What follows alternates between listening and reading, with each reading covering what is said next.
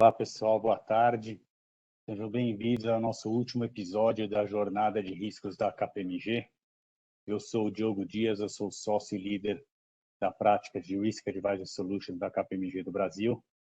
E hoje, assim como em todos os eventos, a gente tem aqui o André Coutinho, nosso sócio e líder de Advisor na KPMG do Brasil e América do Sul, e o Lúcio Anacleto, aqui, nosso sócio e líder de Financial Risk Manager, que foi apresentador, que é a pessoa das perguntas difíceis no finalzinho aqui, ele que coordena o tempo para a gente não passar do horário. Hoje nós teremos aqui a presença do Fernando Lage, né, que é o nosso sócio também de Risk Advisor Solution, e o Luiz Navarro, que é o nosso sócio especialista aí na parte de gestão de riscos e crise. Teve muito trabalho nesse último ano e meio, o Navarro especificamente, aí acho que 1 ano e 10 dias atrás, 18 de março, mais ou menos, quando todo mundo foi para o home office, né? Vamos falar um pouquinho da interconexão de tudo que a gente falou até hoje, né? Nós estamos no nosso 9º evento, né? A gente começou dia 6 de abril, aí o Ito falou um pouquinho dos principais riscos que estavam nos formulários de referência das empresas, né? Muita coisa de mercado, né? Preocupação dos acionistas, continuidade de negócio, foi uma abertura muito interessante. Depois o Leandro aqui, que eu lembro como se fosse ontem, ele falou assim, o que você não faria, né? O Leandro falou de cyber risk, o que você não faria? Eu anotei, eu nunca colocaria um aplicativo do meu filho no meu celular da KPMG. Eu fui dar uma olhada no meu, honestamente, lá, mas ele foi uma dica que ele deu para todo mundo. E a Samara aqui falou de LGPD, como o Lúcio até falou um pouquinho, a nossa professora de LGPD deu uma aula aqui para a gente no assunto. Depois a gente teve o Laje também com o Edu e com o Sandro, falando um pouquinho de como se prever e prevenir os fatores de risco aqui, né? Hoje, como auditoria interna está atuando, controles internos, né? As ferramentas que a gente consegue utilizar hoje, que são importantes para as áreas de GRC. Aí tivemos a Neumara, né? A nossa nova sócia de ESG, falou um pouquinho de impacto, falou qual a importância desses temas, né? Como que os outros países olham para o Brasil, os regulamentos dos Estados Unidos e a Europa, né? Como que eles cobram, como é a visão deles, né? E que hoje é uma questão de ter que fazer, não tem muita opção, né? Acho que foi uma apresentação muito esclarecedora para todos nós aqui. Depois a gente teve o Leandro de novo aqui falando junto com o Emerson um pouquinho de fraudes e golpes aí, né? Falando de tudo que tem de novo e principalmente de tecnologia, né? Os cuidados que a gente tem que tomar para não cair nesses golpes novos que a gente tem no dia a dia e como a gente pode se precaver. E aí depois a gente teve um pouquinho específico para o setor financeiro, né? O Lúcio falou um pouquinho junto com o Balsi aí da parte de gestão de riscos financeiros. O Balsi também deu uma aula aqui, a gente chamou ele inclusive de professor, que eu quero uma explicação super detalhada, né? E a Samara também de Open Bank explicando para a gente como que funciona, consentimento, as regras, o que é importante, o que vai acontecer no futuro, aí as preocupações, né? Como está mudando o setor, né? Esse Open Bank aí, os grandes têm que se preocupar. Tivemos depois o Emerson Mello junto com o Gratão e a Patrícia falando da gestão de riscos de terceiro, do TPRM, da ferramenta, a relevância que tem hoje aí, as responsabilidades que a empresa tem, o que cobrar, o que é o que eu posso pedir, como que eu faço essa avaliação, o que é relevante. Eu acho que é um tema do momento super importante aí que a gente trouxe também, como isso pode ser automatizado. E na última, aí, o Leandro, junto com o Peter, falou um pouquinho das tecnologias emergentes, né? O que tem de novo aí e um pouquinho de continuidade de negócios, né? Falando que a gente sempre falava só de TI e o que a pandemia trouxe para a gente foi, e aí o Navarro trabalhou muito nisso também, que plano de continuidade de negócios não é só TI, né? Tem muita coisa além de TI. E eu vou esquecer também nessa apresentação que o Leandro falou assim, todo mundo está falando de tecnologia nova, não vamos esquecer as velhas também, tá, pessoal? As velhas também têm um risco muito grande, né? A gente não pode esquecer que é uma preocupação que a gente tem que ter também. Esse QR Code aí, pessoal, vocês podem ver todos os webcasts passados, aí vocês podem acessar, que estão todos disponíveis já. E aqui a ideia é a gente falar um pouquinho como a gente conecta tudo isso aqui, agradecer novamente a presença de vocês, né? Vou passar para o Coutinho aqui falar um pouquinho também. Eu acho que teve presença em todos os nossos eventos aqui também e conhece pouco do tema que a gente vai falar hoje. Obrigado, Coutinho. Obrigado, Diogo. Bom, grande prazer, mais uma vez aqui, nono evento, né? Nona sessão. Uma longa jornada, mas muito prazerosa, poder conversar com vocês aqui, falando sobre todos os cenários de risco e os diversos tipos de riscos que a gente tem hoje. Então, foi realmente muito prazeroso. Mas a gente ainda tem uma sessão, e uma sessão que vai ser muito produtiva. A gente vai falar sobre a interconexão dos riscos. Se já estava difícil antes, agora está ainda mais, né? Está mais complexo. Essa necessidade de conexão, de interconexão dos riscos, ela tem se tornado cada dia mais relevante. A gente tem falado bastante sobre isso. O que a gente pôde perceber nessas 8 apresentações, né, que o Diogo acabou de apresentar, é que cada pequena caixinha daquela, cada pequeno tema ali, pequeno item que foi colocado, né, nas apresentações dos temas, por si só já explodem numa quantidade muito grande de risco, né? E aí o gestor de risco, né, o compliance officer, o auditor interno, todos eles, o que eu faço com um universo tão amplo, num ambiente tão complexo como a que a gente está vivendo hoje? Então, acho que ter a capacidade de selecionar os temas que são efetivamente mais relevantes, mais conectados com a sua estratégia, me parece chave nesse processo. Acho que sempre foi, agora está ainda mais relevante. Também acho que a questão da complexidade do ambiente tem que ser considerada, e aqui, quando eu falo de complexidade, eu estou falando de transformação digital, eu estou falando de tecnologia, eu estou falando de outras coisas que aparecem no dia a dia das empresas, né? Transformação dos modelos de negócio, estou falando de blockchain, estou falando uma série de outras coisas que a gente pode abordar nas sessões anteriores, mas que tornam o trabalho do gestor de risco, sem dúvida nenhuma, cada dia mais importante, né? E assim como também, né, o processo todo, falando de gestão de risco especificamente, mas tudo que roda, né, próximo ali da gestão de riscos, o que a gente chama de Governance Risk and Compliance, que é o GRC. O gestor de risco tem sido chamado cada dia mais a ajudar, né, com o dia a dia das organizações. Eu acho que uma grande marca aqui, né, Navarro, foi justamente a gestão de crises, né? Quando as empresas passaram a olhar para a gestão de crise no início da pandemia, aquelas empresas que tinham um processo, obviamente um processo de gestão de crise, um plano de continuidade do negócio estruturado, pôde se valer disso, mas aquelas que ainda não tinham esse nível de maturidade, isso acabou ficando muito na mão do gestor de riscos para identificar quais eram os principais temas relacionados à pandemia e, mais uma vez, uma contribuição importante desses gestores com o dia a dia das organizações, né, com os negócios, com a operação como um todo e também, obviamente, com o conselho e diretoria executiva. Como eu falei, a priorização ela passa a ser cada dia mais importante, são muitos temas, todos são importantes, todos são urgentes, tudo é para ontem, né?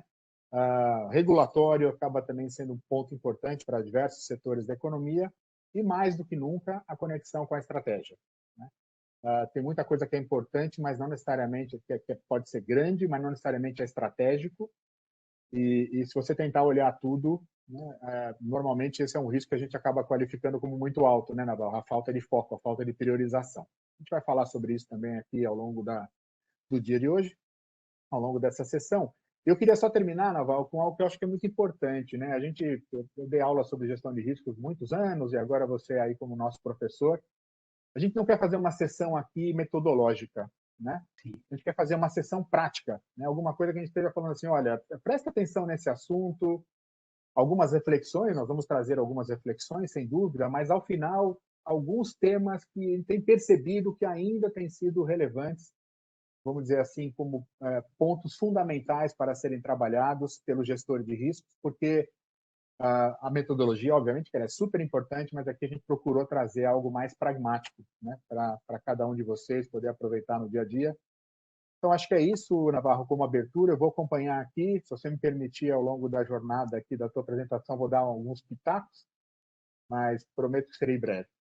Então, Luiz Navarro, passo para você. Obrigado a todos pela presença, mais uma vez aqui em todas as edições do Risk Journey. Então, Navarro, podemos começar aqui a nossa apresentação. Obrigado. Obrigado, Coutinho. Obrigado, Diogo. Boa noite a todas, boa noite a todos. É bem isso mesmo, né? A gente vai tentar ser o mais pragmático possível, A gente não gosta, né, principalmente nesses eventos, de trazer coisas muito metodológicas, porque, inclusive, a gente já tem a KBS, a gente já tem a Risk University, e lá, sim, é o palco para a gente falar de coisas mais teóricas, né? Então, eu ia só pedir agora para a gente vai começar com um vídeo, né? Um vídeo que eu entendo ser bastante provocador para a gente já começar a nossa, vamos dizer assim, a nossa provocação, a nossa interconexão dos riscos.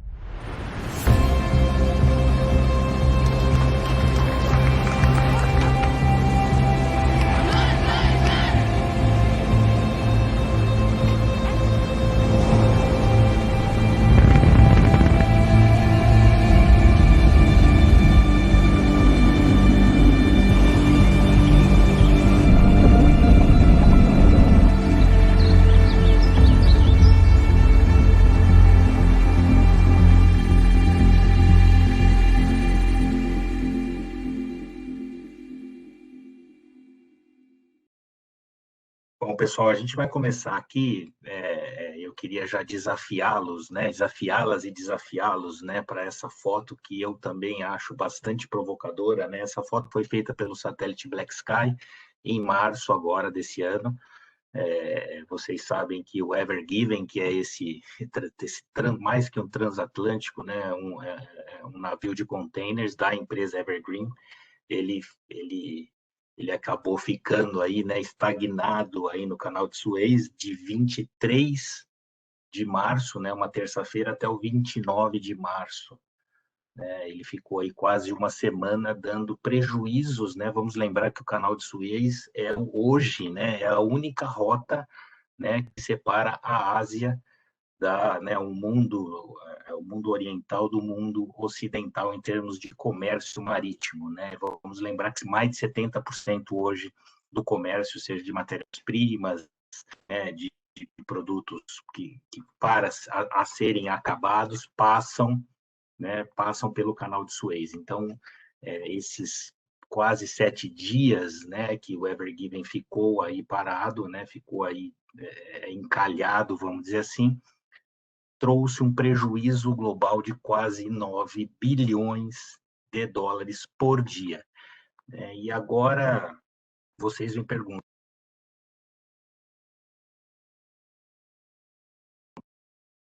e eu falo aqui, né, o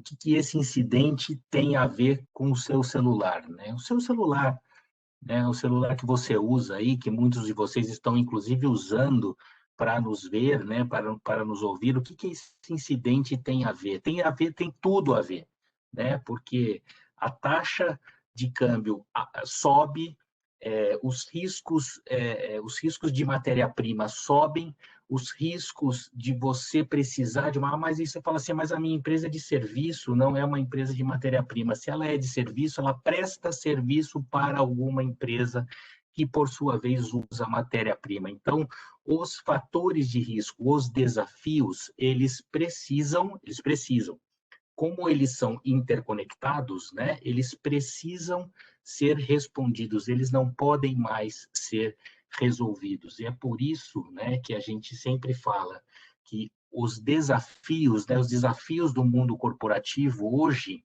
né? Hoje, no mundo corporativo, nesse mundo com muita volatilidade, esse mundo muito incerto, esse mundo com, né, com várias coisas acontecendo ao mesmo tempo e que se conectam com as nossas decisões, e o Coutinho pontuou muito bem, né? As nossas decisões estratégicas, elas precisam conter, até porque elas contêm desafios, né? E estes desafios, né, eles precisam de foco, né? Então foco é um risco muito grande, porque hoje você tem, né, no final a gente diz, né, que risco você tem só dois, né? Você tem o risco da execução, né, e o risco da não execução, né? O risco de ficar parado. Então, no momento em que você está fazendo a sua execução, você traz desafios, né? Todas as decisões estratégicas ou todas as decisões de negócio, elas trazem desafios. O problema é que nós, seres humanos, e vamos lembrar, né, que uma empresa, né, é uma pessoa jurídica incompleta, né, ela só se completa com os seres humanos, né, nós pessoas, né, a pessoa jurídica não acorda de manhã, não escova os dentes, né, não toma café, né, uma pessoa jurídica é um bando de gente, né, então como nós, né, endereçamos esses desafios, a gente vem endereçando esses desafios como problemas. E como problemas, você não endereça de forma adequada, porque um problema você resolve. Eu vou depois, né, como o Coutinho disse no início, né, vamos ser pragmáticos, não trazer só teoria. Eu vou depois trazer um case aqui, né, de como quando esse case aconteceu, né, como se nós vimos ele como problema e nós quisemos resolvê-lo. Quando você resolve um problema, você está resolvendo um fator de risco, você não está resolvendo o risco. Então, você precisa olhar para este desafio como risco, porque um risco você responde, você não resolve, né? E eu vou lembrar aí, né, a todas vocês e todos vocês, o Coutinho, o Lágio, o Diogo, vocês se recordam do apagão, né, da grande crise do apagão que o Brasil passou há vários anos atrás, né, que o que aconteceu, né, países, e foi um apagão que aconteceu praticamente no mundo inteiro, né, alguns países, né, que passaram pela experiência do apagão, olharam o apagão como um problema. Quando você olha como um problema, você não consegue extrair fatores de risco. Então, naquele momento, qual que era o problema? A falta de energia. Só que não se pensou nos outros fatores de risco, porque você não pensa como risco, então você pensa como problema.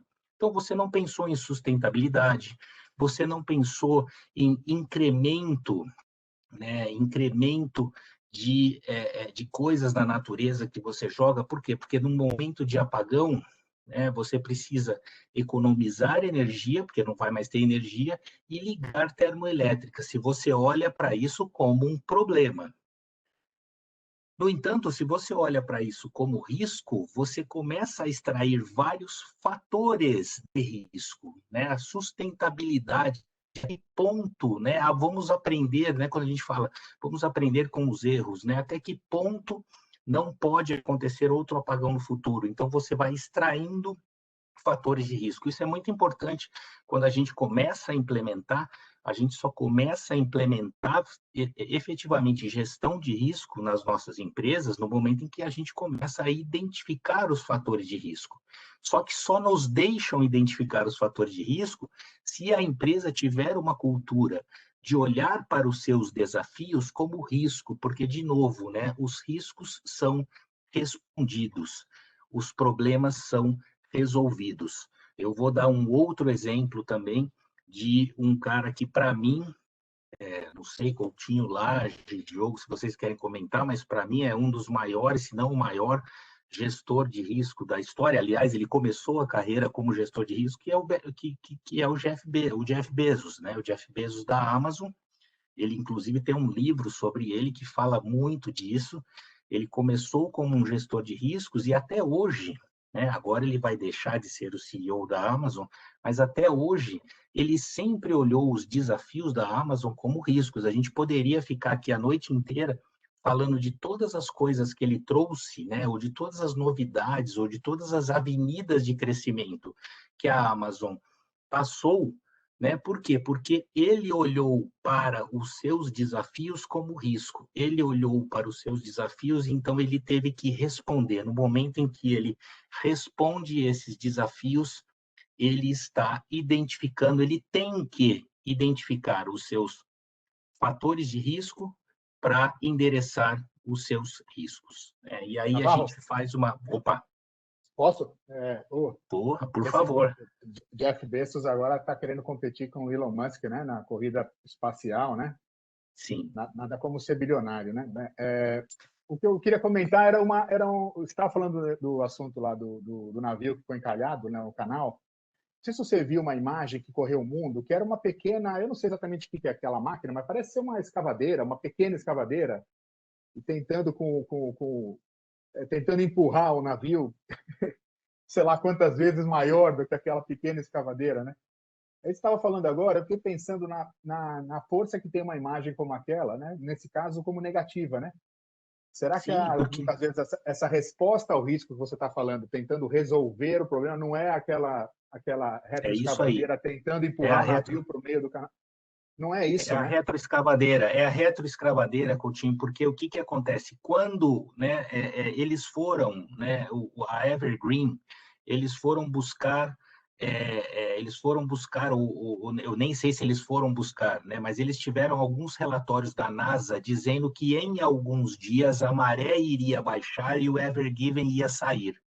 Eu não sei, tá? Eu não, né, eu não sei, eu não sou, né, eu não sei nem se a Evergreen é um cliente da KPMG, mas eu acho que eles jogaram fora esses relatórios, né? Só pode ser, porque ou eles não acreditaram, eles falaram, esses caras vivem no espaço mesmo, então, porra, tá falando que então a Lua vai tirar esse gigante daqui, né? Então é bem isso, não olharam, não quiseram resolver o risco ou seja, não quiseram responder o risco e resolveram um problema.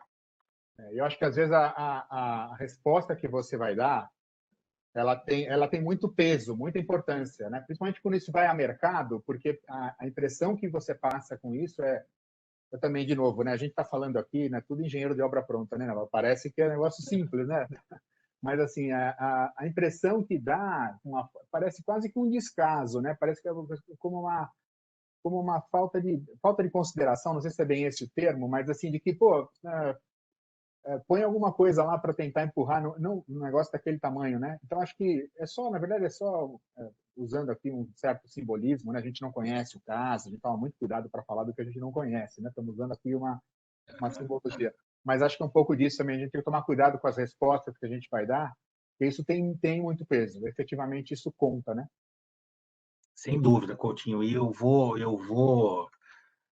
vou tomar aqui a liberdade de não concordar com você quando você fala que nós somos engenheiros de obra pronta. A gente não é engenheiro de obra pronta porque o que a gente mais faz é ajudar as empresas a responder os Não, com seus certeza, riscos não. e Estava falando ajudar a identificar os fatores de riscos, né? não, estava Então, falando naquele caso, né, Naval? Que a gente não naquele conhece, caso, parece, né? naquele caso, sim. Então, assim, né, voltando aqui no slide, né, como as empresas endereçam os seus desafios, né? Então, isso é muito importante, né, quando a gente leva para a vida prática, né? Como é que as nossas empresas, né, endereçam esses desafios, né? Através do quê?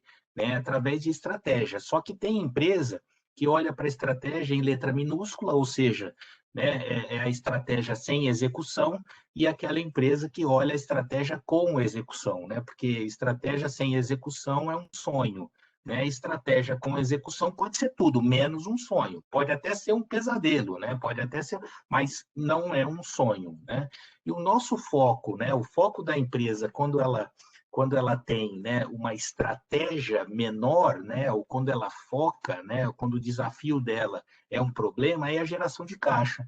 Eu preciso gerar caixa, eu preciso gerar caixa. Eu sei que muitas empresas, o Diogo frisou bem, né? Nós estamos aí há um ano e alguns bons dias em crise, né? E a crise nada mais é do que a materialização de um risco. Então, naquele momento, você cuidar do seu caixa, assim como em todos os momentos da empresa, é crucial, mas não pode ser o foco.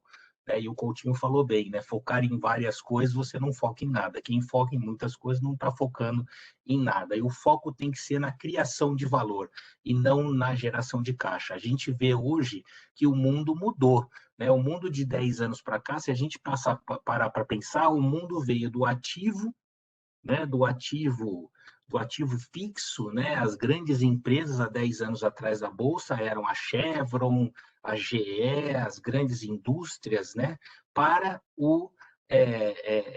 para as grandes marcas, né? Então, hoje é a Apple, hoje é a Amazon, hoje é o Facebook, hoje são empresas que sequer têm ativos. Então, a criação de valor, quando você foca, né, os desafios como riscos, você está focando na geração, na criação de valor. A nossa meta, né? A meta não é o próximo trimestre, né? Quem pensa no próximo trimestre quer resolver problema, porque varre para debaixo do tapete, gera caixa e o próximo trimestre é muito bom, né?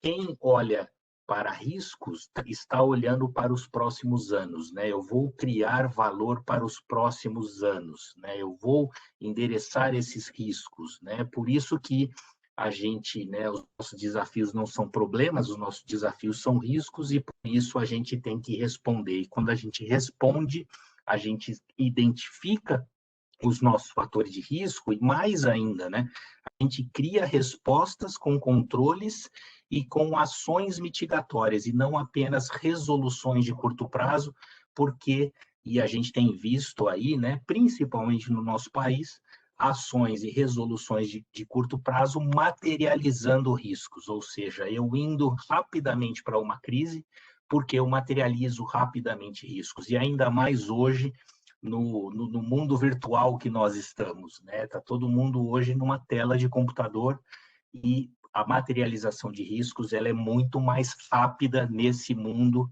Então, por isso, mais importante, nós temos que responder os nossos riscos e não e não resolver os nossos problemas. Ô, Navarro, boa noite aí. Acho que fazendo minha primeira interação, boa noite, Coutinho, Diogo, Lúcio, a todos os participantes aí que nos brindam. Você sabe que exatamente há um ano, né? 4 de maio de 2020, a gente organizou o primeiro episódio da série que a gente denominou Fórum GRC Digital. A gente já tinha por hábito fazer o chamado Fórum GRC, onde a gente discutia situações de riscos e possibilidades de assessoria e gestão, né, de riscos e controles, e fizemos e você foi um dos nossos apresentadores, e na época, né, você, junto com o Sandro, né, a gente falou muito dos efeitos da pandemia, né, que ainda era, naquele momento, e para nós hoje observando, já né, pegando o que o Coutinho falou, os engenheiros de obra pronta, depois de 12 a 13 meses, a gente fala, poxa, era o início, né? Só que a gente já imaginava que talvez era o início da retomada, né? E a gente, com a sua presença, apresentou lá uma possibilidade de fazer uma reavaliação dos riscos, né? Um Rapid Risk Assessment, né? Uma rápida avaliação dos riscos, já pensando num plano de retomada, observando, é claro, momentos diferenciados de cada setor e indústria. Mas a gente vê, né, que essa frequência dessa análise de rápida retomada não era, talvez, a adequada só fazer naquele momento. A gente está vendo aí que o risco se prolongou, a crise se prolongou, né, a materialização do risco, como você bem disse. Então, te provocando um pouco, né, você usou um pouco da analogia aí de metas trimestrais, e a frequência de avaliação de risco, né? Como é que fica, né? E aí, pegando esse exemplo, talvez, aí desses planos de retomada, como é que você vê essa avaliação nesse cenário e nessa ótica em responder e não simplesmente responder ou resolver rapidamente um problema, uma situação específica, né? Agora, de fato, é algo que a gente precisa avaliar fatores e um pouco mais do que simplesmente o problema específico. Quando você traz, né, e aí, Lars, você levantou a bola, eu vou cortar. Como você, né, e a KPMG desenvolveu uma ferramenta, né, de disrupção tecnológica justamente para trazer, não ficarmos mais naquela coisa de, se nós fizermos a revisão dos nossos riscos uma vez por ano, nós estamos nas boas práticas, tal, né? Nós já estamos né? A gente já está implementando, né, essas ferramentas em alguns clientes que o CFO nos diz, né, ou a própria gestora, o gestor de riscos, cara, eu estou fazendo minha avaliação de riscos uma vez por semana. Uma vez por semana, a conselheira, o conselheiro liga aqui, quer saber se aquela matriz se impacta a probabilidade de tal fator de risco, continua o mesmo, porque a gente tem visto aí mudanças, né? Praticamente semanais, né? Mudanças em todos os sentidos, né? Mudanças que vêm de tudo quanto é lado, né? Inclusive vem lá do Egito, vem lá do Canal de Suez, né? Mudanças que podem bater aqui na minha companhia, né? Na minha estratégia de uma hora para outra. E a gente tem visto, né? E a gente viu o que essa pandemia tem trazido para alguns setores, e eu vou aqui, sem citar nome de nenhuma empresa, por favor, mas eu vou citar o setor de varejo, que rapidamente, né, você vê aquelas empresas que mais estavam preparadas para responder os riscos são as que mais estão se valorando, né, ou se estão criando mais valor mais rapidamente, né? Por quê? Porque elas já conheciam os fatores de risco e muitas delas não estavam resolvendo problemas e sim respondendo riscos. E aí, indo um pouquinho para frente, né? O Navarro, risco. posso fazer um. Eu só queria Opa! rápido complemento aqui, não quero desviar muito do teu foco, não, mas é porque esse quadro, eu gostei demais desse quadro, Navarro, porque eu acho que ele deixa muito claro, muito evidente que a gente tem que focar naquilo que é importante, não naquilo que é urgente. A gente normalmente olha para o que é urgente, né, que tem mais a ver com o prazo, né? Que é aquilo que a gente precisa fazer agora, que é uma execução de uma tarefa. O importante é aquilo que traz, como você falou aqui, tem criação de valor. Então, na hora que a gente faz gestão de riscos, é natural que, assim como você comentou, e o Laje também trouxe uma boa aqui, um bom tema, né? É natural que a gente revisite esse processo regularmente, agora sem se perder daquilo que é efetivamente importante e está conectado com a estratégia, com a execução da estratégia, como você comentou. Porque assim, o urgente é aquele negócio, né? Tem uma torneira pingando, né? Você tem que fazer uma coisa super importante, que é estratégica, aí você vai lá e fecha a torneira. Só que tem outra torneira pingando, aí você vai lá e fecha. Você está sempre sendo desviado no mundo que a gente vive para tratar das coisas urgentes e não para tratar das coisas importantes.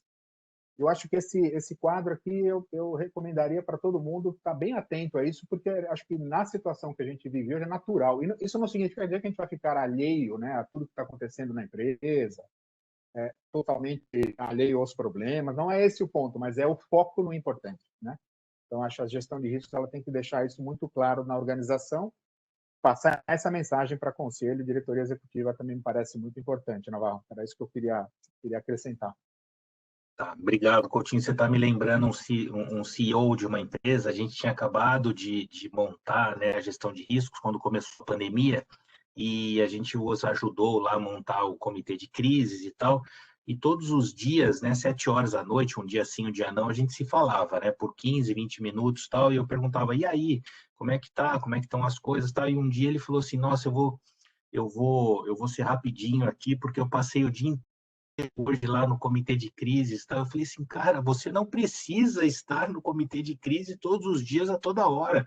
Você tem o seu CFO, você tem a sua diretora de operações para lá estarem. E aí, pegando o gancho da torneira pingando, né? Eles têm que estar lá olhando a torneira pingando. Você tem que pensar na criação de valor. Você tem que pensar no para frente.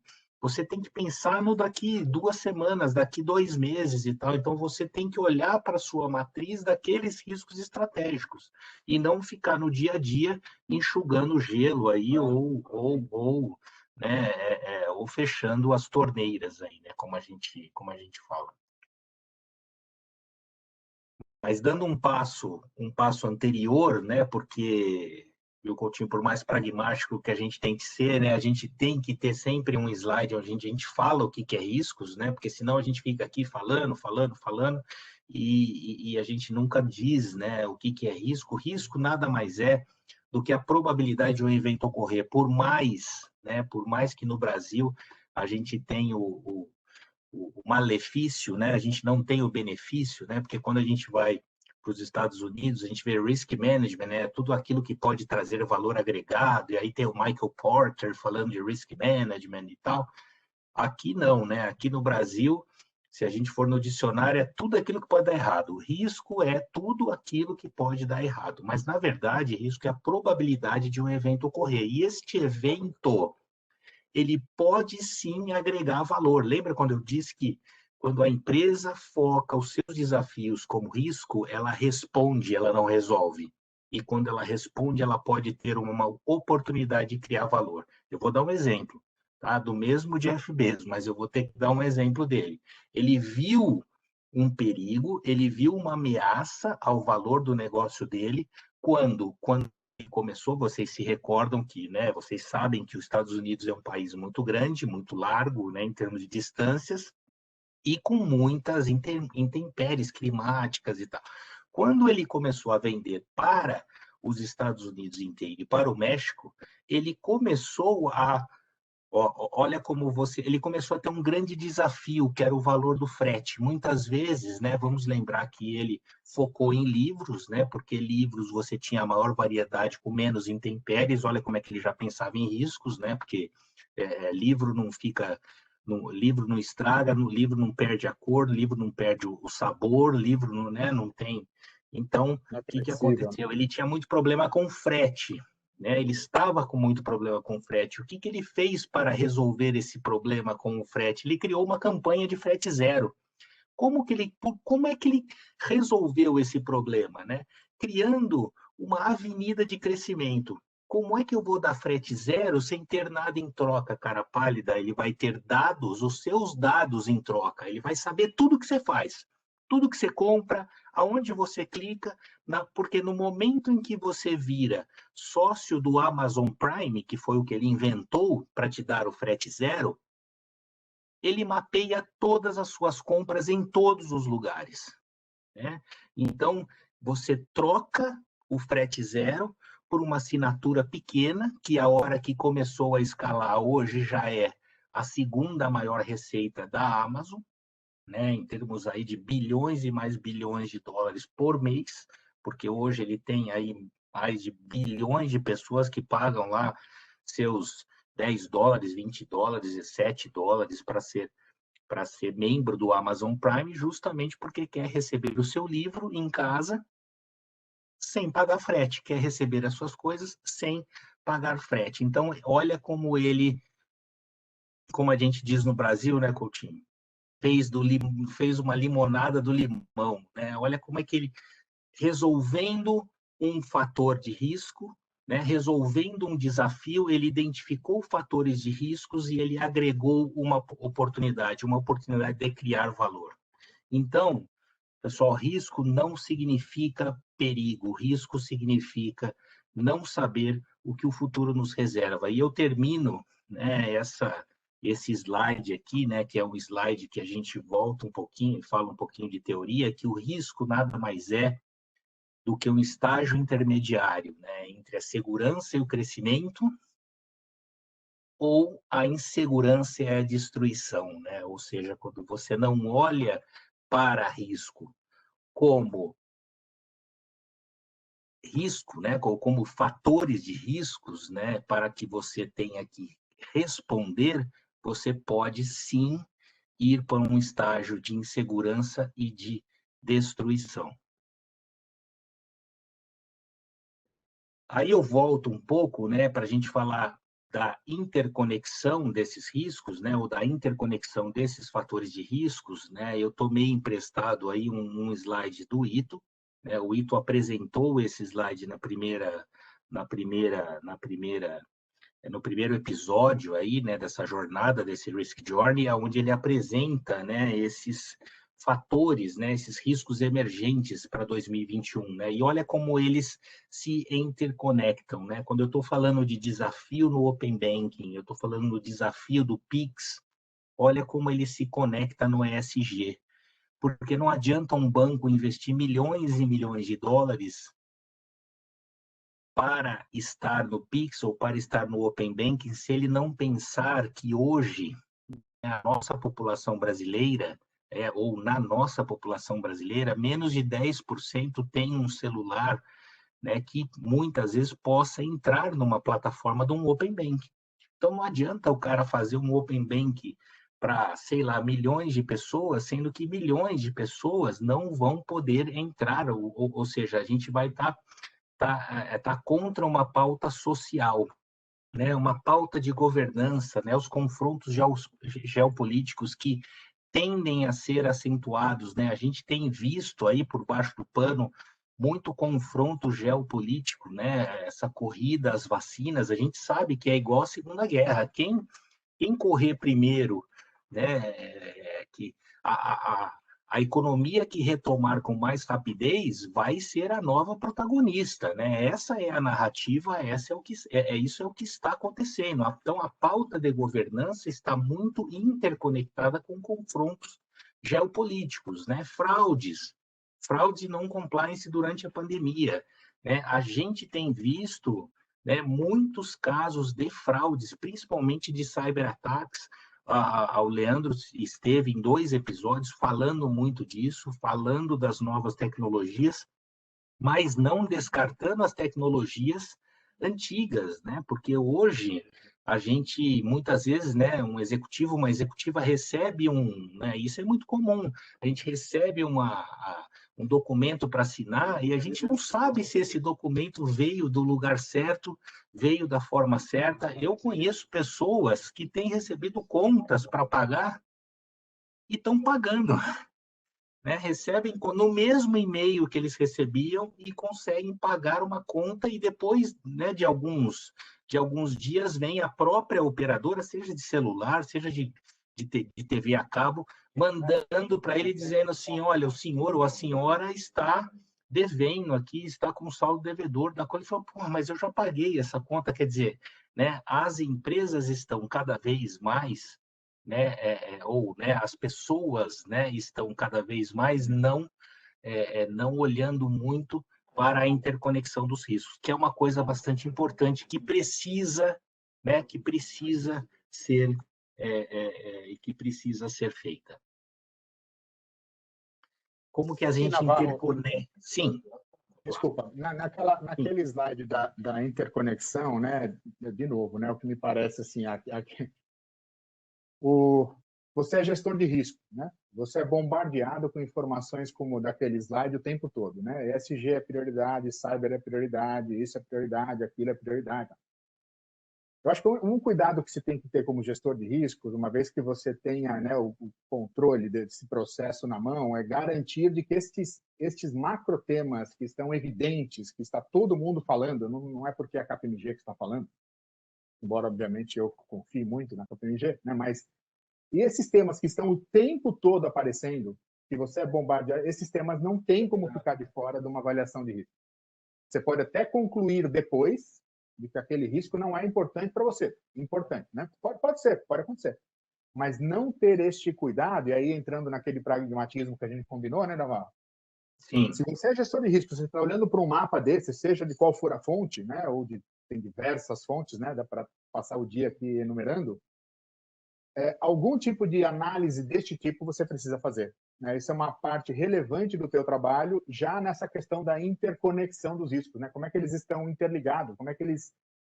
Porque a questão da interconexão ela é diferente de apenas estar conectado. Né?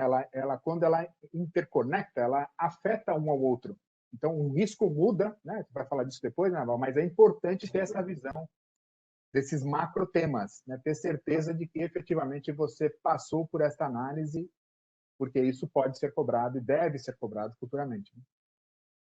Até porque faz mais jus, né? Quando eu estou numa estratégia de criar valor, né? Quando eu estou numa estratégia de criação de valor, faz mais jus eu ter uma interconexão de todos os riscos. E nessa interconexão de todos os riscos, eu interconecto os riscos em clusters, né? E aí eu foco. Aí eu foco, por isso que aquele slide ele é bastante importante, né? Eu crio valor, eu respondo, mas quando eu respondo, eu preciso responder em focos, e quando eu respondo em focos, eu tenho os clusters. E aí, voltando aqui, Coutinho, na interconexão dos riscos, né? Nós hoje, né, como gestoras e gestores de riscos, a gente continua né? E não está errado, né? A gente continua identificando os nossos fatores de risco, muito, muito importante a gente identificar, a gente prover os nossos mapas de calor, né? As nossas matrizes de riscos, ainda no impacto, né? No âmbito na régua de impacto e probabilidade. Inclusive, a nossa ferramenta, né? Tecnológica, ela rapidamente, né, ou automaticamente, ela nos ajuda tanto a identificar os fatores de risco, a respondê-los e a montarmos essas matrizes, tanto de riscos inerentes quanto de riscos residuais. No entanto, né, como eu mostrei anteriormente, alguns riscos se interconectam, né, eles se falam, ou seja, se um se materializar, o outro pode rapidamente se materializar. Eu vou dar um exemplo mais para frente, um pouquinho antes de começar, né, Laje, você estava provocando, dizendo, a gente precisa, Navarro, levar para eles, né, levar para a turma alguns fatores de riscos para dar alguns exemplos de como que eles se interconectam entre os riscos, né?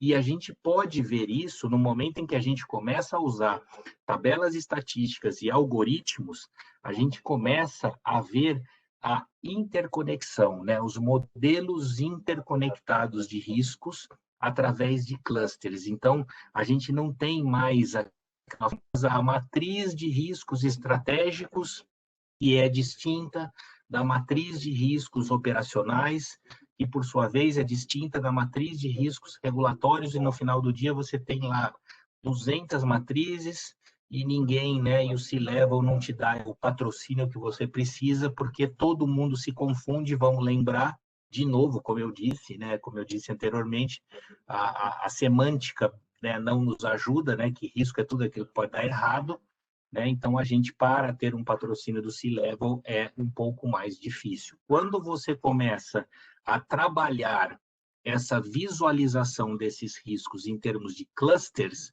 a gente consegue focar mais, lembra? Né? Eu consigo responder os riscos de uma forma mais rápida e responder os riscos de uma forma mais assertiva. Navarro, deixa talvez fazer algumas interações aqui. Sim. E até respondendo algumas das perguntas que estão aqui no nosso chat. Primeiro, esse modelo tradicional que está na tela aí de avaliação de impacto e probabilidade, o posicionamento dos riscos ali é um exemplo, tá, gente? Então, talentos está ali entre verde e amarelo ali, é mais só exemplo para mostrar muito mais os eixos de avaliação de impacto e probabilidade. A gente está vendo essa tendência de evolução na metodologia de fazer uma avaliação de risco, que não abandona esse exercício de impacto e probabilidade, as técnicas que a gente aprendeu com o chamado ERM, né? COSO, ISO 31000. Ele adiciona novas análises, além dos eixos de impacto e probabilidade, que é justamente a possibilidade de avaliar um conjunto de riscos agregado por meio do que você chamou de cluster. E, em termos práticos, para poder fazer essa avaliação, é o que a gente chama, talvez, da conexão via fator de risco, né? Então, Rafael Almeida também pergunta se a gente vai explicar o que é a diferença entre risco e fator de risco. Mais à frente, eu sei que você vai explicar.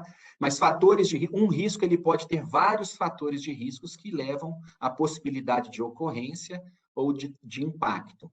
Assim como um único fator de risco, ele pode influenciar mais de um risco, né, Navarro? Então, essa interconexão, muitas vezes, a gente faz via a identificação de fatores de riscos que impactam ou sensibilizam mais de um risco e vice-versa, né? E acho que esse talvez é o exercício. Sem uma ferramenta, um sistema, uma plataforma, é muito difícil fazer essa análise com a velocidade que o mundo hoje existe. Você vai ter que fazer isso à mão e fazer uma série de avaliações, e aqueles que têm aí um sistema rodando em planilha de Excel e PowerPoint, ele tem dificuldade de executar essa interconexão, né, nesse modelo que a gente está vendo, que é uma tendência, né? Então, seria mais esse gancho aí para te ajudar um pouquinho, aí, um pouco da minha percepção, e talvez você aí, nos próximos slides, vai responder a pergunta do Rafael. Teve também, né, para o Coutinho aí, para o Navarro, uma colocação aí do Geraldo do Marista, explicando um pouco o contexto mais específico aí do exemplo, tá? Do navio, da escavadeira. Eu vi, da questão da maré. Talvez eu tenha me expressado mal, né? Não que a empresa tenha contratado uma retroescavadeira para empurrar o navio. Estou dizendo que a foto que rodou o mundo foi nesse sentido.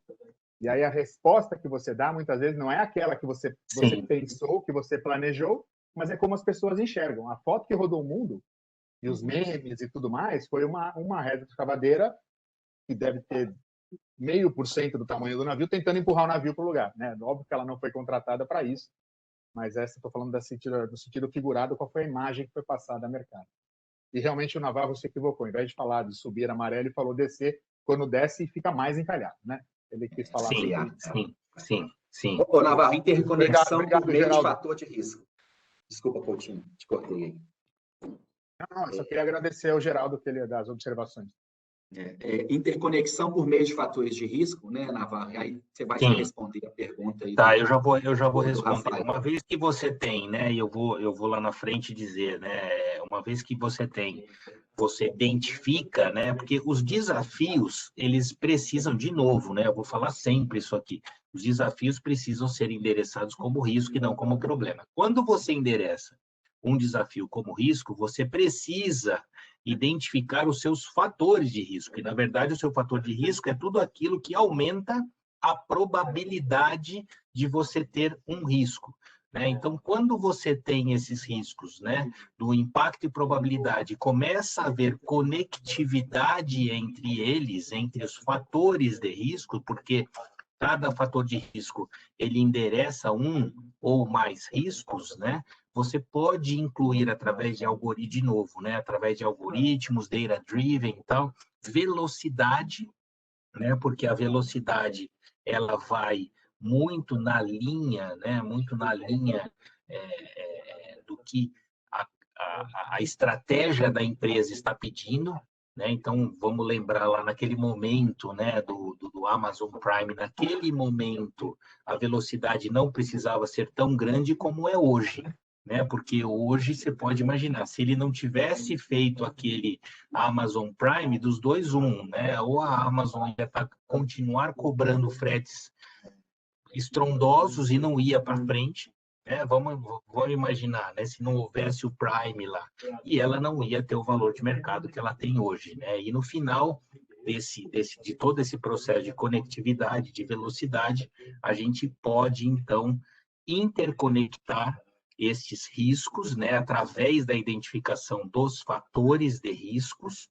a gente consegue interconectar em clusters. E aí, que eu acho que é o grande pulo do gato, é a gente sair daquele 5x5, né, de impacto e probabilidade, que, num primeiro momento, não nos dá a possibilidade de vermos outras dimensões, né? Então, a gente consegue ver a dimensão estratégica, consegue ver a dimensão operacional em outro mapa de calor, né? Então, eu preciso ter um mapa de calor para cada dimensão dessa, né? E quando eu tenho essas interconexões de riscos em clusters, né, ou em blocos, né, eu consigo visualizar de forma mais rápida.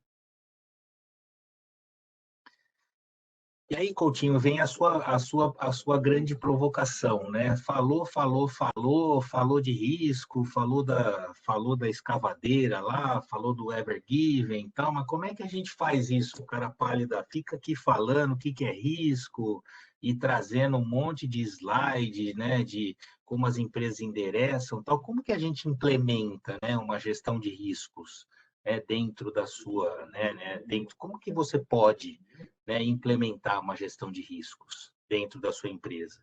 Porque é muito importante, não adianta também ficar aqui falando, né, e pedindo para o seu C-Level patrocinar e tal, se você não compra, né, essa ideia da gestão de riscos, né? E uma coisa bastante importante, né, que eu acho bastante importante, né, Coutinho, estávamos falando hoje de manhã sobre isso, é o patrocínio, né? O seu C-Level, a sua C-Level, né, a conselheira, o conselheiro, o conselho de administração, a diretoria executiva, a presidência, as vice-presidências precisam comprar a ideia de que os desafios precisam ser endereçados como riscos, né? Eu teimo aqui em dizer, né, que depois desse 1 ano e tanto, né, na pandemia, 1 ano e tanto em casa, temo dizer que muitas pessoas ainda não estão aderentes a esse pensamento, né, que a gente precisa endereçar os nossos desafios, né, os desafios das nossas empresas como riscos, porque risco a gente responde, né? Mas, enfim, nós, né, nós como segunda linha, terceira linha, a gente precisa ter esse patrocínio, porque no final do dia, quem toma risco nas nossas empresas é a primeira linha, né? Primeira linha que vende, primeira linha que compra, primeira linha que fecha câmbio, primeira linha que pega dinheiro emprestado, primeira linha que assina contrato, primeira linha que participa de licitação. Quem toma risco é a primeira linha. Então, o risco, a dona do risco, o dono do risco está na primeira linha. Se não for patrocinado, não adianta, não vai para frente. A gente vai continuar rodando. Eu não sei, Coutinho, Lage, se vocês querem complementar alguma coisa, mas se não tiver esse patrocínio da primeira linha, e principalmente, né, o top-down, né, o top-down approach, principalmente na nossa cultura, né, cultura latina, se não tiver um top-down approach, seja de apoio, né, seja apoiando, seja cobrando, né, Coutinho falou muito né, as empresas precisam começar a cobrar, né, as áreas, né, de como vão endereçar esses riscos, tal, vai ficar bastante, né, fica bastante custoso tudo isso. E aí, quer comentar, Laje? Eu quero sim, mas não sei se você vai primeiro, Laje, fica à vontade.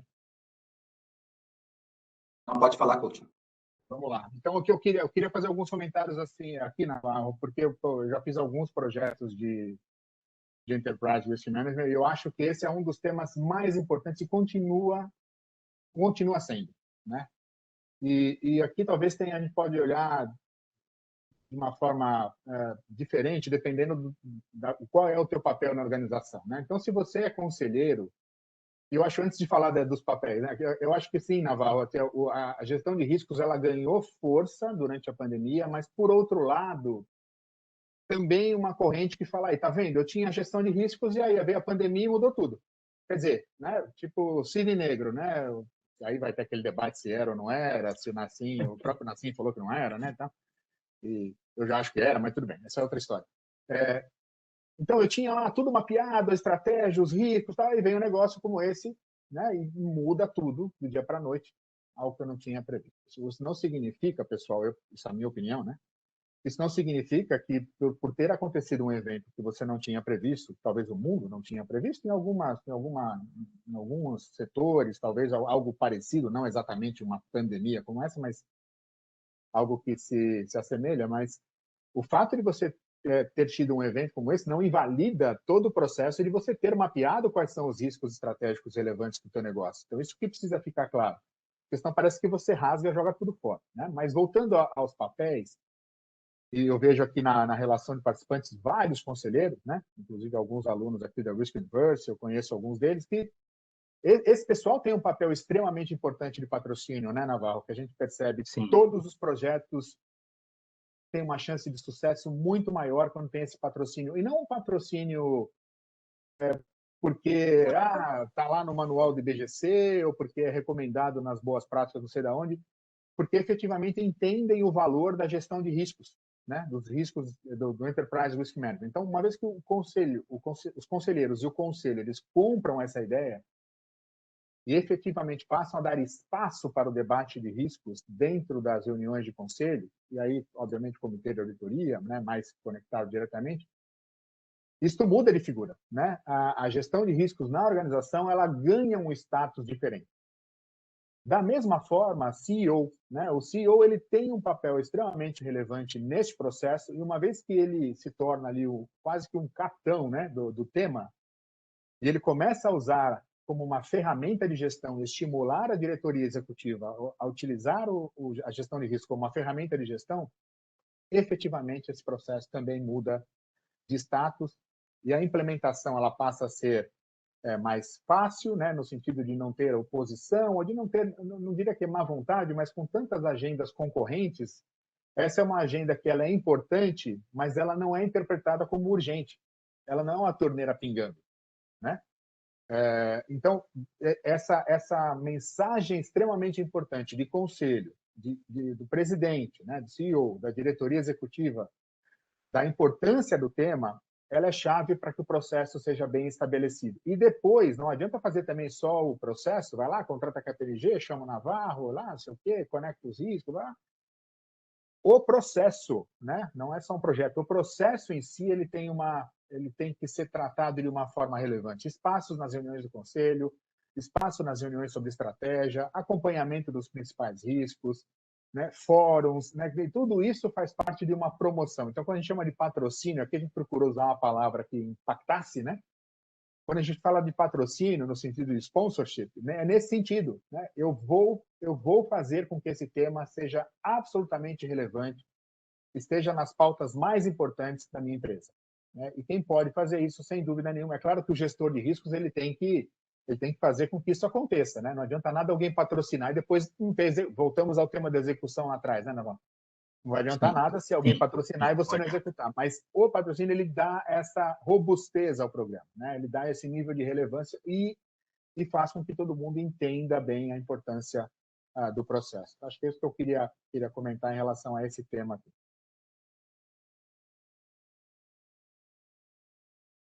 Você quer comentar, Laje? Acho que o Coutinho, né, sinalizou a questão do aculturamento, né? Ele é muito complexo, Sim. né? E o aculturamento não só da primeira linha, inclusive da segunda e da terceira, né? Da área de gestão de risco, de controles internos, compliance. E os próprios auditores internos também têm que se aculturar a usar métodos mais ágeis, né? Aquilo que a gente falou um pouco no terceiro encontro da série, né? E usar tecnologia dado ao novo cenário e ambiente, aquele modelo tradicional de avaliação qualitativa, sem considerar aspectos quantitativos, seja no apetite ou na avaliação de impacto e probabilidade, já está um pouco obsoleto, né? Tem uma pergunta mais à frente aí, Navarro, que você vai acabar respondendo, que é justamente essa questão, né? O perigo de se fazer uma avaliação subjetiva de um único fator de risco, isso sensibilizar mais de um risco, né? Com uma avaliação simples, subjetiva ou qualitativa, vamos chamar assim, né? Então, acho que tem que ter, sim, apoio de ferramentas e alguns cálculos com base de dados para permitir aí uma, vamos dizer assim, aferição mais adequada dessas análises, né? Sim, por isso que a gente desenvolveu essa tecnologia, né? Essa ferramenta justamente para tirar a subjetividade, que é uma, né, que o Coutinho mesmo pontuou, né? Quando a gente não tem quando alguém quer melar, né? Algum C-level quer melar, ele fala assim, isso é tudo subjetivo, tal. A gente precisa tirar a subjetividade, né? Só mais um comentário bem rápido, Navarro, a gente está Sim.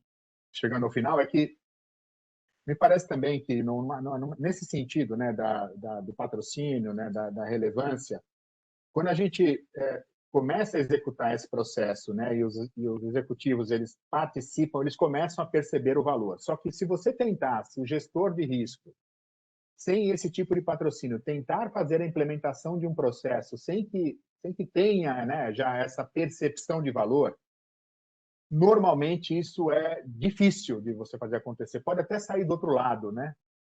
Mas vai ser um forceps ali, vai ser difícil demais de você fazer isso, né? E muitas vezes você perde ali vários anéis. Então, o que você tem que fazer aqui, na minha sugestão, é trabalhar muito com a avaliação da maturidade da organização, muitas conversas, muitas reuniões, né? Tem que ter o bainha ali dos principais executivos e isso toma tempo, né? A gente tem até aquele modelo de fazer uma análise de maturidade, porque à medida que você percebe que a empresa está efetivamente madura, todo mundo compreende o exercício que vai ser feito, parece que você está perdendo tempo. Parece, mas você está ganhando tempo. Né? Indo devagar no começo, mas vai acelerar demais lá na frente, tanto na execução quanto depois na implementação do processo. Sem dúvida nenhuma. E aí, já nos encaminhando para o final, né, a gente estava voltando, né, como é que eu implemento, né, essa gestão de risco nas empresas? A primeira coisa é ter o patrocínio, depois, né, calcular o apetite, né, calcular o meu limite, né, até que limite que eu vou, né, até que apetite que eu vou, ainda sem conhecer os seus riscos, né, porque você está endereçando os seus desafios, eu preciso saber até que limite, né, que limite que eu posso ir para tomar esse risco, para responder a esses fatores de riscos, né, e a gente tem toda uma metodologia, eu não vou ficar me estender muito nesse slide, eu só deixei aqui porque eu sei que esse material vai para vocês, né? Como é que a gente conhece os nossos limites, os nossos apetites a risco. A gente, na nossa ferramenta, A gente já tem as tabelas históricas que fazem todos esses cálculos, né? Obviamente que a empresa vai definir os seus indicadores financeiros mais relevantes e, por fim, né, identificar os seus fatores de risco, ou seja, identificar aqueles fatores, né, aquilo que vai endereçar o meu desafio, mas que pode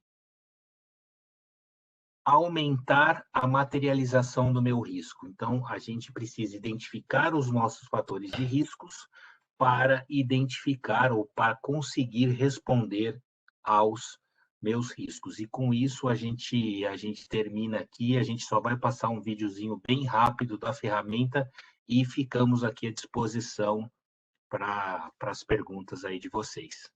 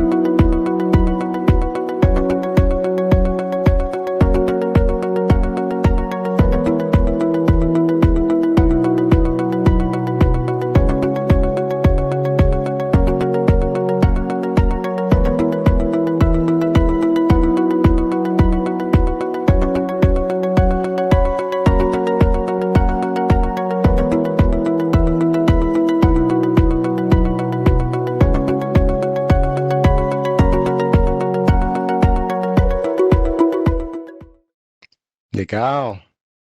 Parabéns, Navarro. Laje, parabéns. Obrigado. Coutinho também. Legal, hein? Aqui tivemos uma aula aqui, hein, Coutinho? Aula, hein?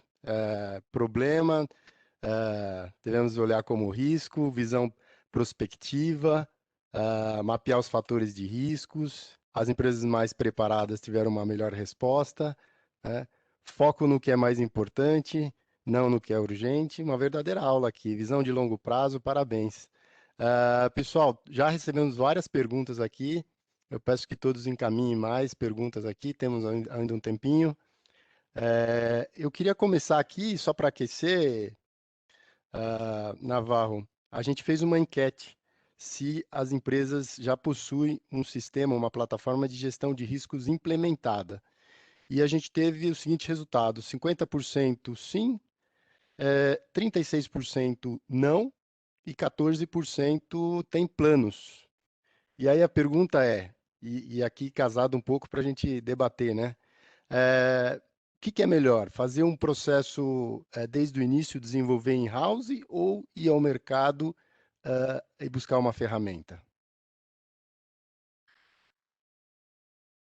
Olha, Lúcio, eu diria que é um híbrido, né? Já que híbrido é a palavra da vez aqui, né? O trabalho híbrido, vamos estar, né? O híbrido é bastante importante. Começar in-house é muito importante para endereçar aquilo que o Coutinho sempre fala, né? As conversas difíceis, e as conversas difíceis, elas precisam começar na sala da nossa casa, né? Isso a gente aprendeu, né? Não precisa ser do interior para aprender isso, né? Que as conversas difíceis se iniciam na sala da nossa casa. Então, as conversas difíceis de cultura, né? De ir aculturando, você pode ir in-house, mas é sempre bom ter um auxílio, né? De uma consultoria, seja para a gente ir lá falar um pouquinho para eles e tal. E no momento, né? Assim penso eu, né? No momento em que você já identificou, já está num processo de identificar fatores de risco, de riscos, é importante sim ter um apoio de uma consultoria por vários E isso aqui eu vou falar aqui, né? Eu aprendi isso muito com o Coutinho, por vários motivos, né? Quando a gente fala de GRC, a gente fala que o GRC ele existe porque para endereçar conflito, né? Conflito de agência e conflito de agência. Quando você vai falar de riscos, você não vai falar de uma coisa tão legal assim, né, para a organização, porque você vai falar sempre da probabilidade de um evento ocorrer, e muitas vezes o C-Level não está preparado, não tem esta maturidade. Então, é muito importante que um tema tão árido quanto esse, que pode levantar muitas coisas, pode conflitar se você tentar fazer tudo in-house. Não que você não deva iniciar o processo in-house, mas é muito importante você contar com o apoio de uma consultoria, principalmente nesse momento da identificação e também no final, né, para você engajar todo mundo, para você conseguir colocar uma metodologia, para você ser ágil, né? Eu acho que o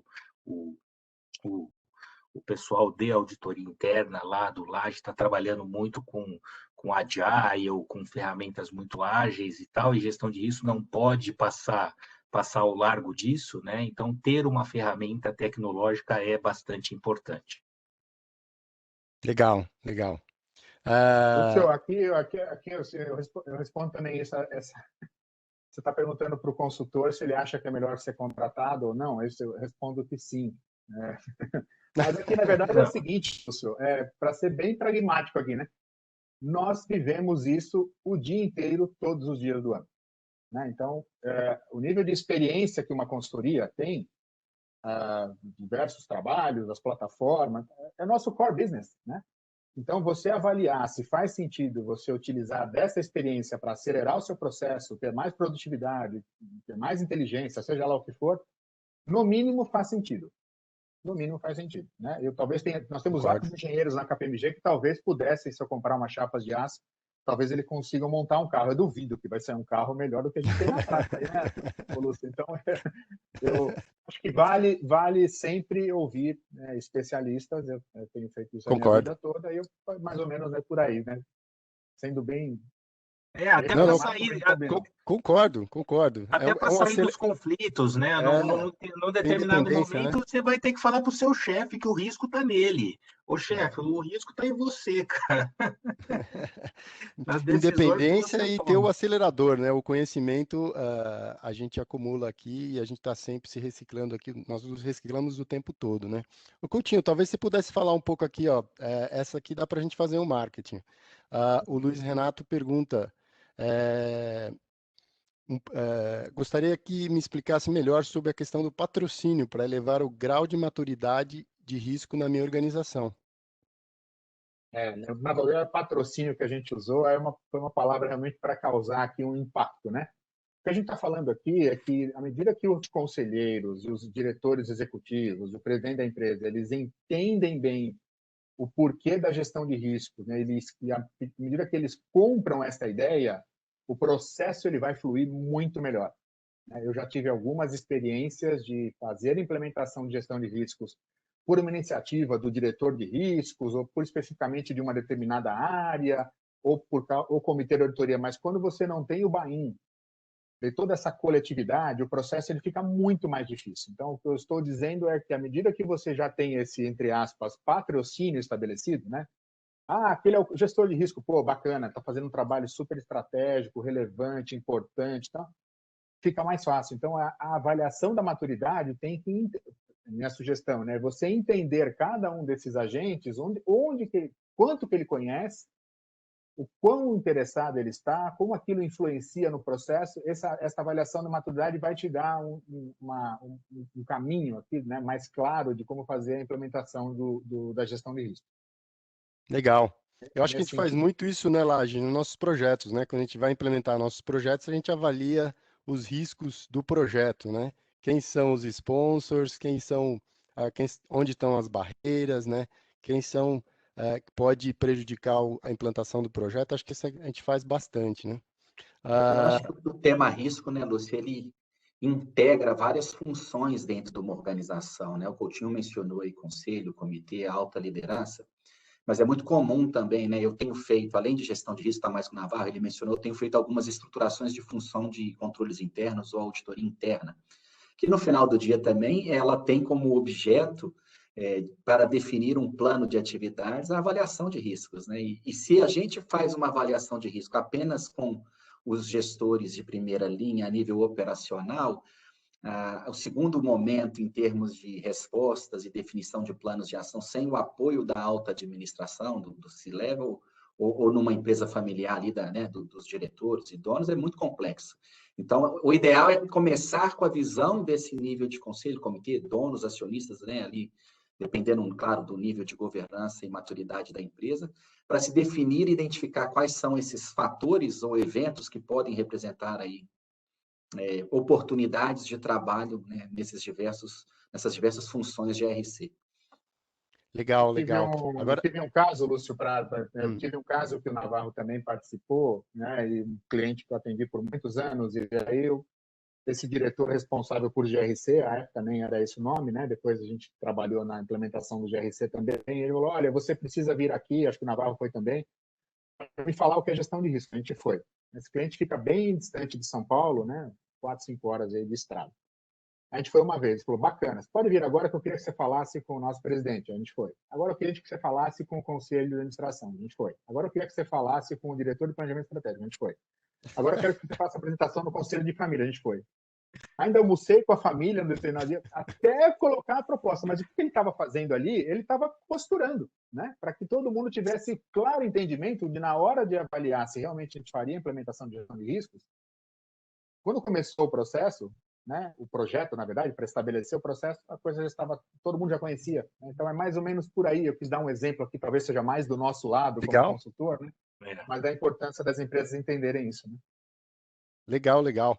Agora quero ver quem pode falar sobre a nossa Business School, porque aqui tem uma pergunta do Rafael Almeida, se existe algum lugar que oferece uma formação direcionada à gestão de riscos. E aqui temos vários palestrantes da Business School, hein? Quer começar, Diogo? Falar, Coutinho? Eu posso começar. Acho que talvez, né, tem vários cursos aqui, né? Talvez vou falar de pelo menos um que eu conheço mais de perto, que é a Risk University, que foi criado em 2011 como formação de executivos, né? Ele tem lá diversos módulos. Um dos módulos que o Navarro é o professor é o de Enterprise Risk Management, a gestão de risco corporativo. Tem também a parte de compliance, tem de auditoria interna. Então, tem vários outros módulos, né? Isso está no nosso site, está no nosso aplicativo também. A gente tem um app da KPMG que você pode baixar. E também é só colocar aqui o teu e-mail que a gente já entra em contato rapidinho. Então, esse é um dos programas que eu acho muito bacana, porque ele tem alguns meses de duração, e aí a gente faz muito debate, fala muito sobre a estratégia de implementação, exemplos, livros, filmes.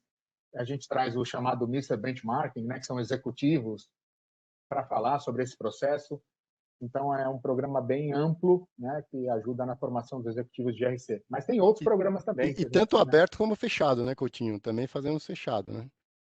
Também fazemos fechados, fizeram inclusive um para você que vendeu lá para um clientão teu. Quer falar, Navarro? Professor Navarro. Não, é isso. A gente tem diversos cursos e a gente está aperfeiçoando, né? A gente está aí com uma, estamos aperfeiçoando. Eu acho que a Risk University né, não é à toa, né? Estamos aí já fazendo 10 anos esse ano, né, Coutinho? 11, né? Anos esse ano e com bastante sucesso, né? A gente na pandemia achou que não fosse, né, não fosse dar atração e a atração foi até maior porque várias pessoas, né, às vezes a executiva ou o executivo estava longe de São Paulo e a empresa falava assim, não, eu te pago o curso, o resto é com você, tal. E hoje não, né? Ela abre a câmera, ele abre a câmera e tem aí, obviamente, a gente teve que ser bastante bem preparado, né, Laje, Coutinho e tal, a gente teve que ser bastante educado, né, você também, Lúcio, você também dá, né, porque é o que eu brinco, né, no mundo físico, né, a gente tinha basicamente dois concorrentes, né, que era a mesa do café e o celular, né?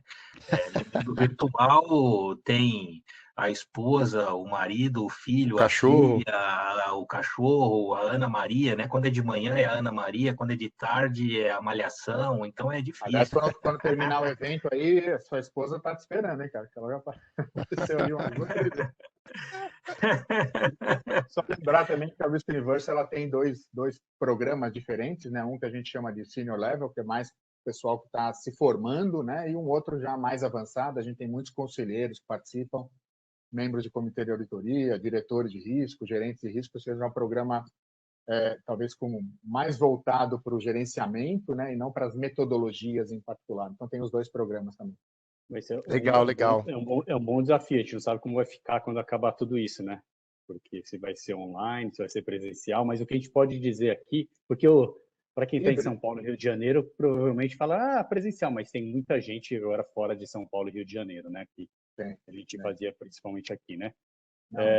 Mas acho que a gente pode dar uma palhinha aqui que a gente vai fazer uma América do Sul, né? E óbvio que vai ser em espanhol, em alguns casos portunhol. Então, quem vai ter a apresentação da KPMG América do Sul também, com a nossa participação. Então, quem tiver, acho que operação na América do Sul, ou interesse em benchmark em outros países aí, deve sair nos próximos meses aí, acho que vai ser interessante, né? A gente está pelo menos de 1 a 5 pessoas por país, né? Então, acho que vai ser...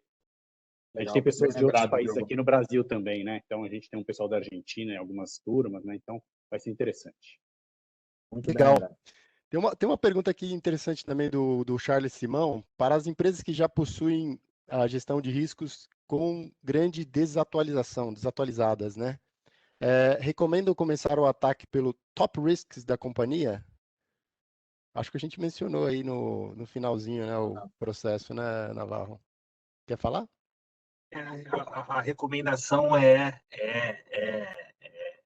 revisitar, né, esses fatores de risco e esses riscos, mas antes de qualquer coisa, Charles, tentar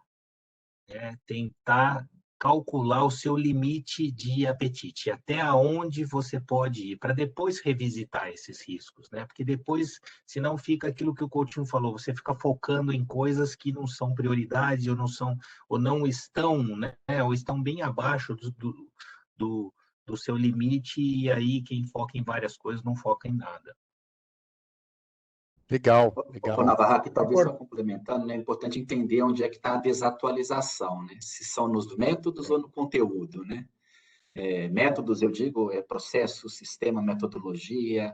A gente explicou aqui que tem uma tendência de evoluir de impacto e probabilidade para interconexão, velocidade, né? Então, esse é um ponto. Mas também pode ter uma lista de portfólio de riscos e fatores de riscos desatualizada, né? Se for o conteúdo, como seria nesse caso, o Top Emerging Risks, ou Top Risks da companhia do mercado, eles vão te dar uma visão mais atual daqueles riscos e fatores que estão em evidência ocorrendo, mas não pode deixar de olhar também o ambiente interno, né? Fatores de riscos decorrentes de aspectos internos, pessoas, processos, tecnologia, que aí sim podem talvez ser os mesmos que já estão ali listados, e eventualmente aí calibrar o impacto, a probabilidade, a interconexão e velocidade. Então, essa avaliação mais em termos de severidade dos riscos.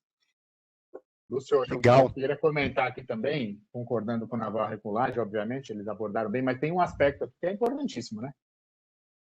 Riscos está conectado com a sua estratégia. Se está desatualizado, significa que você ou não fez à luz do planejamento estratégico, ou aquele planejamento estratégico está desatualizado. Seja qual for a resposta, eu diria que pode ser que tenha algum tipo de uso, mas em alguns casos a gente percebe que tem que refazer, porque o planejamento estratégico que é o fundamental aqui. E se o seu planejamento estratégico é o mesmo há 5 ou 6 anos, com as mudanças que nós temos no mundo, eu acho que precisa refazer o planejamento estratégico. É isso aí, o resumo que eu ia falar, você tem que ter o processo, né? E o planejamento estratégico, a parte de risco, é parte dele, né? Então... Legal. Pessoal, eu queria fazer só um comentário aqui e agradecer pelas inúmeras congratulações que a gente está recebendo aqui. Eu não vou ler todas, porque são muitas, mas obrigado aí por considerarem que a gente está fazendo um bom evento aqui. Eu queria só uma última pergunta aqui do meu lado, Navarro.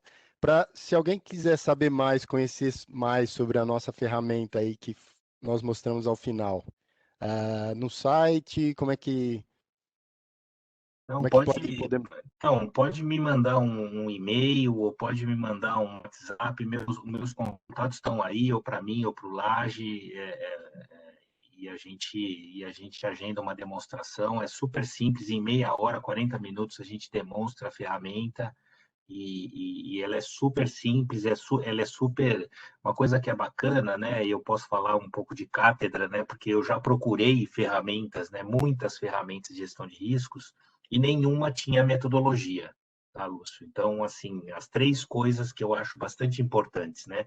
Nenhuma tinha metodologia, nenhuma vem com o knowledge que nós temos, né? Nós temos hoje populado na ferramenta quase 7.000 fatores de riscos, sejam eles operacionais, de ESG, de estratégicos e por setor, né? A gente tem mapeado isso ano a ano, né? Nas nossas pesquisas, a gente tem uma base de dados global, inclusive, de fatores de riscos, né? E em terceiro, ela engaja, né? Ela é rápida, ela é automática, então eu estou falando para você, você conhece a ferramenta, né? Você sabe que a parte de apetite a riscos é uma parte bem árida, né? Porque a gente usa muito modelo estatístico, muito tabela estoica, isso já vem dentro da ferramenta, ou seja, a gestora ou gestor de risco não precisa, né, fazer um curso lá com o seu pessoal, né? Um curso avançado de estatística e probabilidade para entender, né? Para calcular um apetite a risco, e por fim, ela engaja, né? Porque tanto as donas quanto os donos dos riscos, eles recebem os controles, eles recebem os planos de ação, ou seja, de uma hora para outra, tanto a gestora como o gestor do risco, né, efetivamente coloca no colo da primeira linha, porque, de novo, quem toma risco é a primeira linha, né? Quem vende, quem compra, quem participa de licitação, quem compra dólar, outra moeda, quem assina contrato é a primeira linha. Legal, legal. Diogo, estamos em cima do horário aqui. É isso, Com você. né? Vamos a isso aí, Lúcio. Acho que queria agradecer aqui a presença. Navarro, obrigado pela participação aqui. Acho que foi muito legal aí. A gente viu você construindo, juntar todo esse material aí. Laje, obrigado de novo, Coutinho. Todos os eventos aqui, esse aqui você demonstrou todo o tempo que você trabalhou com RM aí, levantando a bola para o Navarro, que a gente percebeu, viu, que você estava levantando a bola para o Navarro. Estava só ali, né? Parecia o hino do vôlei lá de trás. Mas foi igual o Lúcio, quando você viu a parte de Financial Services, você viu que o Lúcio levantou a bola para o Baus bastante ali. Então, faz parte aqui do tema que a gente tem mais conhecimento, é muito legal. Eu queria agradecer a presença de todos, a gente teve muitas pessoas nesses 9 eventos aqui. É um evento que nós pretendemos ter todo ano, né? A gente ainda não decidiu a data exata, será pós-carnaval no próximo ano, a gente não sabe exatamente a data, mas é como a gente... Pós-pandemia, né? Pós-pandemia, pós-pandemia, pós-carnaval, o que acontecer antes, a gente vai ter, com certeza, né? Vamos fazer dentro de um mês, como a gente fez esse ano também, né? Pretendemos começar no mês, como a gente não conseguiu esse ano. Pessoal, de novo, aí muitas pessoas pediram o QR Code das apresentações, ela está aí na tela para vocês conseguirem acessar. Se não, tem no site da KPMG. Vocês vão receber um e-mail também com as apresentações e provavelmente com um link para poder acessar também o conteúdo aqui que nós estamos falando. De novo, obrigado a todos pela presença e uma boa noite e até o ano que vem. Valeu, pessoal. Tchau. Valeu, pessoal. Tchau. Obrigado.